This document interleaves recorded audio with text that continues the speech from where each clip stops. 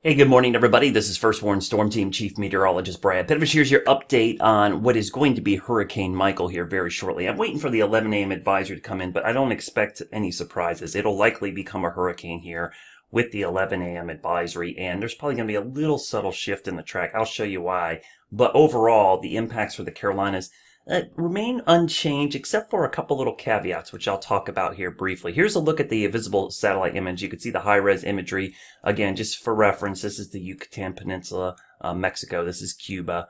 You could see the circulation is right there. So to me, it's actually shifted even further east again. Notice the west side, very dry air, entrained or being pulled in. So all the storms are near the center and off to the right or the east. And that's kind of important about the future track of the storm. Let me show you the track real quickly here. And again, the new advisory will be coming in any minute now, but you get the general idea, moving off towards the north and then making this turn into the Big Bend area, the panhandle of Florida, and then racing off to the north and east. So just to go in closer to show you the areas impacted, you can see the hurricane watch up for this area in pink, basically from around Mobile all the way back down to just about Cedar Key, almost to Cedar Key. They might expand that a little bit because I actually think the right side or the east side here is going to see some significant storm surge. This area in here, very susceptible to storm surge. So from Panama City down towards Apalachicola, this is the area we're looking at. And then the system's going to move up. So basically here, this is where it is, 1 o'clock in the morning on Wednesday. And by Thursday, 1 o'clock in the morning, it's up here. So the main impact from this is going to be Thursday for the Carolinas, even Wednesday, and then it flies off to the northeast. But let me show you a couple things I'm a little concerned about as far as rainfall for us.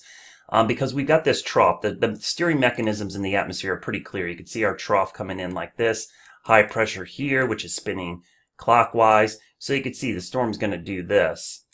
And as this trough digs in, you'll see the storm kind of push off to the northeast. But ahead of it, there's some moisture that might get pulled up here on Wednesday, way ahead of the storm and get pulled up this way that could produce some rain.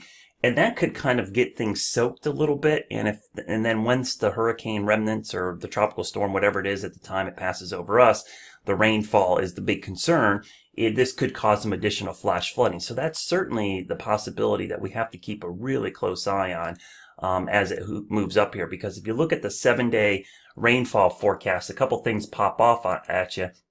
The amounts out here are now approaching 4 to 5 inches. Now, this is an area of the state. Obviously, we don't need that much rain, but I also would be a little bit concerned about the mountains. Now, overall, you see the totals range from as much as 4 to 5 inches to as little as 2 to 3 inches. Now, most of us will be able to handle that. And just to show you how this unfolds, this is today's rain, tomorrow's rain, Wednesday's rain. So Wednesday's kind of key. If we get some additional rainfall on Wednesday, then when the heavy rain comes in here on Thursday into Friday with the hurricane, that would be the issue I would have as it crosses over us. Basically hauling butt, but also dumping some heavy rain and the possibility of some pretty strong winds. Now, how strong is this storm going to get? Well, it could be a Category 3 at landfall. Some of the guidance now indicating very top-end Category 3. Official forecast is a Cat 2, but it could sneak up there depending on how things unfold in the Gulf of Mexico. That's more important for the impacts in Florida. Up here in the Carolinas, the impact is more about how fast is it moving and where is the actual track. Because if you look at the track right now, if it tracks in the middle of the cone, the track would be like this. That would put the western Carolinas on the west side or the weak side. The east side, the coastal sections, could definitely see some surge and maybe a little stronger winds, 50, 60 miles an hour on the east side. But as long as it stays to our east, the Charlotte area west, we're not looking at a huge impact. But the rain, that is the concern, how much rain we end up seeing. So speaking of that rain, let me show you how things unfold. If I look at the European model, which is the slowest of all the models, this could be more of a problem. Now, if we go into Wednesday, you see this big plume of moisture ahead of the system. Obviously, you see the hurricane right there. But look at this plume of moisture right here. This is what I'm a little concerned about, because if we see this set up, that would be some really heavy rain well ahead of the storm. There's usually this dry period right here where the air is sinking. But if we get this little batch of rain ahead of it on Wednesday, you can see that Wednesday into Thursday, that could make conditions primed for flash flooding once the storm gets up here on Thursday into Friday. You can see the track closer to the coast.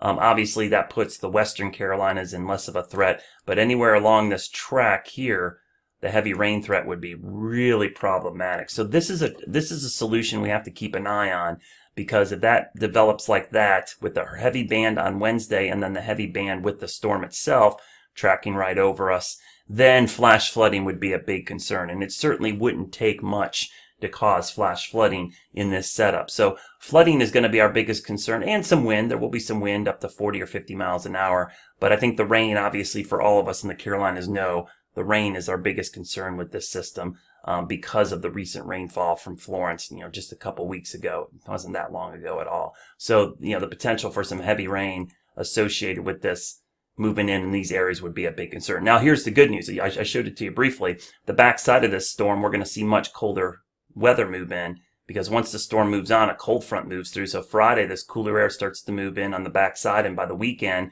we're looking at 40s and 50s for lows and afternoon highs barely back to 70 degrees. So if you want a little glimmer of hope, something good to look forward to, it's going to be that cooler weather. But there's a quick look at it down there. You can see it very lopsided. This is why being on the west side is good. Look at all the moisture on the east side. The west side is kind of chopped off, and I expect that to happen too as it moves up. So that's why being on east or west side of the track is key. Of course, I'll be tracking it throughout the next couple of days. We'll have you covered online, on air, and I'm always on my Facebook page. Have a great Monday, everybody. Stay tuned for updates on Michael, and if you have family or friends in Florida, tell them to get ready right now.